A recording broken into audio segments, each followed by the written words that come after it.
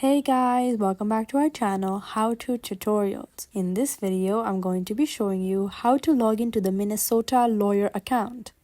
Firstly, to do so, you have to make sure you have an account. If you do, then go to your preferred web browser. Here, I'm using Safari for now. Then, on the search box, type in minlawyer.com. Then, press enter. Once you do so, you will be on the home page of the website. Then, to log in, you may go on the top right corner of your screen and see the sign in button. Then, click on the sign in button. Now here, you have to enter your login credentials. So, firstly, type in your email address in the first text box.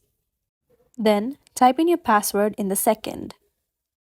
In any case, if you forget your password, you may click on the Forgot Your Password link located at the bottom. Once you make sure that you have entered your correct credentials, then you may click on the login button to proceed. This is how you can easily log into your Minnesota lawyer account. If you find this video helpful, kindly like, share and subscribe, and do not forget to leave a comment down below. Thanks for watching.